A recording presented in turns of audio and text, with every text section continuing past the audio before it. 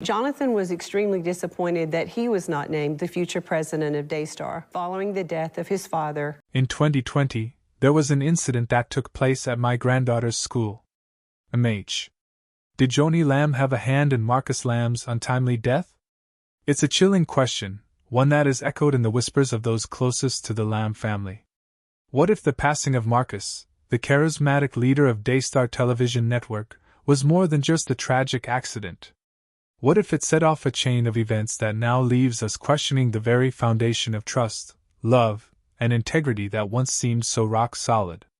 We turn out of Texas, where controversial Christian television CEO Marcus Lamb has died after his battle with COVID-19. The conservative televangelist made headlines this past year after his network, Daystar, dedicated hours of broadcast to anti-lockdown and anti-vaccination activists and groups. Marcus Lamb, a man known for his unwavering faith and leadership, died suddenly in November 2021, his death attributed to complications from COVID-19. Yet even as the Christian community mourned, whispers began to circulate, whispers suggesting that the timing of his death might not be as simple as it seemed. Could it be that the death of this prominent figure was the catalyst for something much darker, a series of events that no one could have predicted? Or were these rumors nothing more than the product of grief-stricken minds trying to make sense of an unfathomable loss? My last night with Marcus at the hospital, I was taking care of him, and at around 3 o'clock in the morning, she said to me, she just looked at me in this dark room. I'm there serving, and she looked at me and she said, "Look what you have done to this family." I remember texting my mom, saying, "I can't do this anymore." I told God, "You feel the pain of my heart. Me and my child are ruining this family." And I said, "I know, my God, you're protective of me. You'll get me out of here." That was my last night. The next day, he dies. It was clear from the very beginning that Marcus' passing would shake the foundations of his family, his ministry, and the people who had followed his work. But as the months went by, a curious pattern began to emerge. Joni, his wife of over 3 decades, began making controversial decisions that only fueled suspicions. And what of Doug Weiss, the counselor who seemed to gain an alarming amount of influence in her life shortly after Marcus's death? Was their relationship truly as innocent as it seemed, or were there strings being pulled behind the scenes, manipulating the narrative? I went to Daystar one afternoon to grab something from the cafe. There was something in the green room, and I had my child with me. I knew she was scared at this point, so we didn't take her there anymore. We had a nanny at home with her. But this one time, I wanted to pick up something really quick. I go in there, it's in the afternoon. I didn't think anyone would be in the green room. And I take her with me, and it was horrible.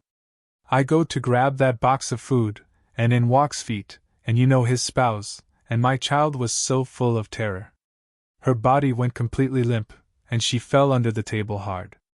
I grabbed her little body, picked her up, and ran into the car.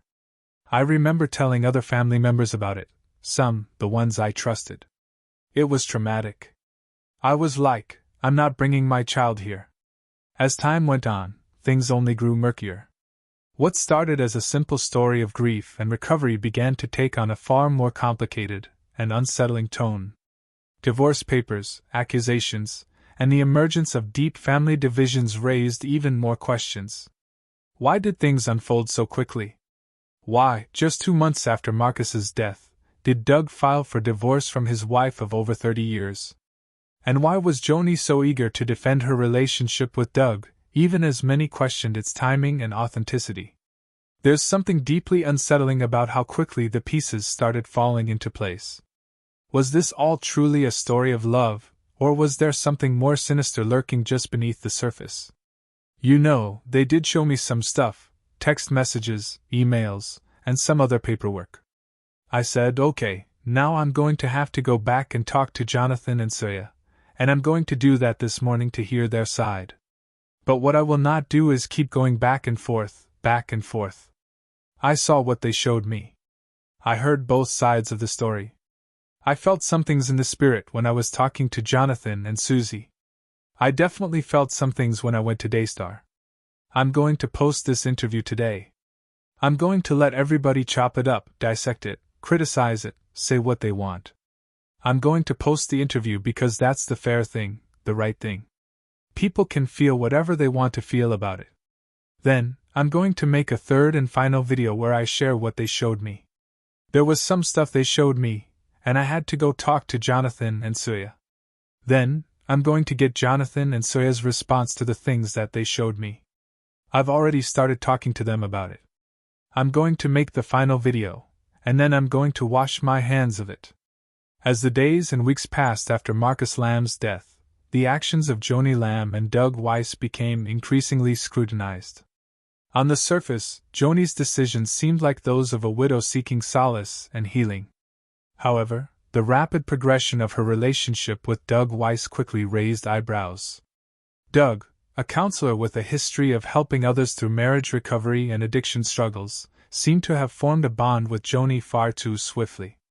By January 2022, just 2 months after Marcus's passing, Doug filed for divorce from his wife of over 30 years, and whispers began circulating about the nature of his relationship with Joni during that time.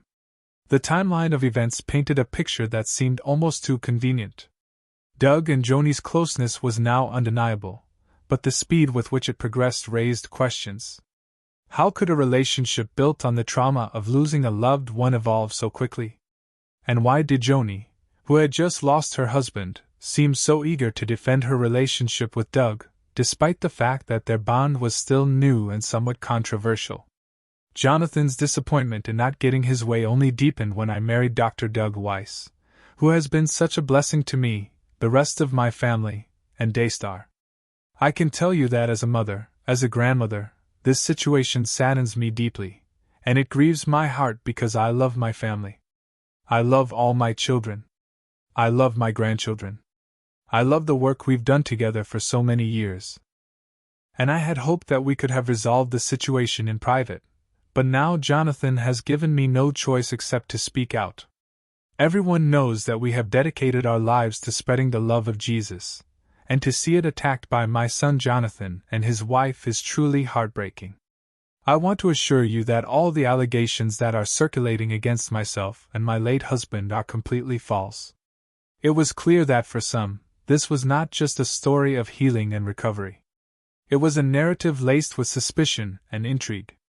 The accusations surrounding Doug and Jan's relationship were not just about timing, they were about trust. Were they truly operating from a place of faith as they claimed, or was there something else at play, something darker, more calculated? Adding to the complexity was the backlash Joni faced from those close to her, including her own family. Her children, Jonathan and Susie Lamb, publicly criticized her actions, adding fuel to the growing fire of controversy. They were not the only ones questioning Joan's decisions. The broader Christian community, who had once viewed her and Marcus as pillars of faith, now found themselves torn between admiration and disbelief. How could someone who had once been so publicly devoted to her husband, to her family, now move so quickly toward another man? The suspicion of a deeper conspiracy grew stronger as these connections and decisions unfolded. Was there more to Marcus's death than met the eye? Was it the tragic end of one chapter that was being used as the opening of another, more self-serving chapter? The marriage dynamics, the accusations of betrayal, and the sudden shifts in family allegiance painted a picture that was unsettling at best and scandalous at worst. Yes, that's true. But also, I would add that since this is such an absolutely deeply traumatic thing that we've gone through, obviously, us sitting here can never fully express what we've walked through in these past few years. I mean, I don't even want to get into the process of what that looked like, but it was excruciatingly painful. So yes, there is that freedom in not having to depend on a few people and keep begging for justice and having it minimized and turned down, and just hitting a wall like a dead end. There's peace and satisfaction now when the story came out and the way people received it. I felt like the floodgates of justice opened on us when everyone validated what we, as parents, felt. We really wanted to do a short video. This is not the time or place that we want to get into our whole story. Jonathan and I just quickly grabbed the camera, sat down here to address a few questions.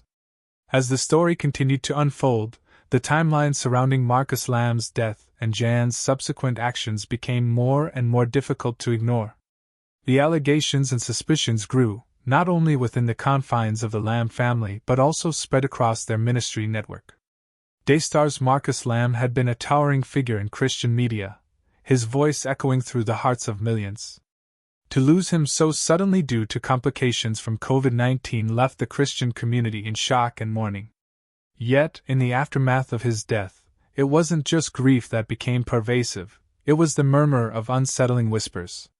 The accusations of a possible conspiracy surrounding Marcus's death, while still speculative, seemed to be gaining traction. Joni Lamb, a woman who had stood alongside her husband for decades, was now a widow navigating both her personal loss and the immense responsibility of leading Dyer without him for months. She publicly expressed the overwhelming sadness of losing her partner, but behind closed doors, things appeared to be moving at an unnervingly fast pace. Doug Weiss, the counselor whose professional expertise focused on sexual addiction and marriage recovery, seemed to be growing closer to Joni. Their relationship at first seemed like a compassionate friendship rooted in shared grief. But as time passed, it became more apparent that their bond had transcended mere companionship. The timeline suggested something more. An emotionally intimate connection had begun before Marcus's body had even been laid to rest. We will be doing some podcasts with amazing people and get into the nitty-gritty and the deep things. We told the journalist, a few journalists, our story, and then they have full control of what we've given them. We have no control. We told the truth. They do the investigation that takes months, it takes a long time. So this is not something that just started now. This has been building. I'm proud of them for doing their due diligence. And so I thought the reason I suggested we do this video is because I didn't realize how much it would blow up. Jonathan had kind of an idea, I genuinely didn't. And since we've been on TV so much, and people have loved us so genuinely, I felt it was cruel to not answer a few questions that people who genuinely love us want answers to. Alright, so these are 4 of the most common questions that we've got over the last few days. One is, why didn't we go to the police, and why did it take so long to talk? 2. Why did I not put my hands on this man? 3. Why did Susie scream for me to go up versus her just going up herself? And 4. Why are we not going public? What was more troubling was that this bond appeared to form in the shadow of Doug's own personal issues. Just as Joni was dealing with the loss of Marcus, Doug was in the process of ending his own marriage. The timing was nearly identical. Doug filed for divorce in January 2022, just 2 months after Marcus's death. Critics quickly pointed out how suspicious it was that he and Joni were already moving forward with plans to be together while Doug was still in the midst of a painful divorce. How could their relationship be seen as pure and wholesome when the timeline suggested a much quicker and more complicated bond? The allegations surrounding the emotional intimacy between Joni and Doug were further complicated by leaked audio recordings that surfaced online. In these recordings, Joni vehemently denied any inappropriate communications with Doug prior to their marriage. She passionately defended her relationship with Doug, claiming that their connection was rooted in prayer, faith, and a mutual desire for healing. In her defense, she stated that the accusations were complete lies and denied that anything inappropriate took place before they were married. But the leaked audio did little to quiet the rumors. Instead, it only deepened the speculation. So let's unpack the first question. Why didn't we go to the police? Well, we did go to the police actually, twice, I think. To answer the second question, why did you wait so long to talk? I would say let's go through the timeline because I understand in an article, there's a bit of back and forth because it's so complex. So we'll just go in a streamline. We're going to do a super concise version because this is going to be a short video. It'll all keep coming out. We have a little bit of notes here on just the main highlights. So let's pick up from where it all began. I would start with the summer of 2020, actually, in early spring 2020. My sister noticed my daughter's behavior being strange, stiffening up when people came close, and I started to notice that too. But I didn't take it very seriously. I thought it was just part of growing. Then by that summer, on a trip, we're going to be a little careful with our words here, just because we have to, on a trip, this man says that our daughter walked in on him in a bathroom, saw him full frontal nude. At this point, this was also new to me. I didn't really know what to do with it. I just said, okay. You know, since he told me, I just said, okay. And I went and checked on my child. She seemed fine. So I was like, okay. I don't know if I even told you or not that day. What made this situation even murkier was the backdrop of personal and professional turmoil within the Lamb family. Jonathan and Susie Lamb, Marcus and Joan's son and daughter-in-law, were not only dealing with the grief of losing Marcus but also had to contend with the disturbing allegations of abuse involving their young daughter. Reports suggested that a trusted figure within the Daystar ministry, referred to only as Pete, had acted with impunity, and attempts to address these allegations had been met with resistance. Instead of taking immediate action to protect the child, the Lamb family leadership seemed to suppress the truth, pushing instead for the appearance of innocence. Critics, including former police officers, labeled the polygraph tests that were paraded online as flimsy evidence, calling them unreliable and inconclusive. Despite these calls for an independent investigation, the Lambs refused to cooperate, which only fueled suspicions of a cover-up. Then, as the months progressed, her behavior started changing. In November of 2020, she told me in very graphic detail that she had been molested. It was the shock of my life. I can't even explain the things that I felt in that moment. I went to my confidant, the person I really, truly, with my whole heart, trusted. That was another question. Why did you go there? It was about 5:30 in the evening. Jonathan hadn't come home from work, and I was ready to get in the car and go to the police.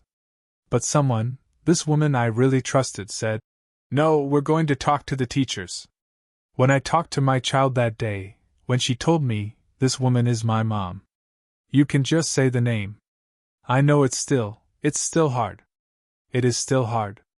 It's easy to talk to a journalist as a one-on-one person, but going public, it genuinely hurts. These are people that we love. These are not people we're angry at or hate. Doug Weiss's role in this scandal was even more perplexing. A man of supposed professional integrity, specializing in counseling individuals facing personal struggles, seemed to have inserted himself into a situation where his expertise, and perhaps his personal interests, were deeply entangled with the Lamb family's own complex web of grief, family disputes, and controversial decisions.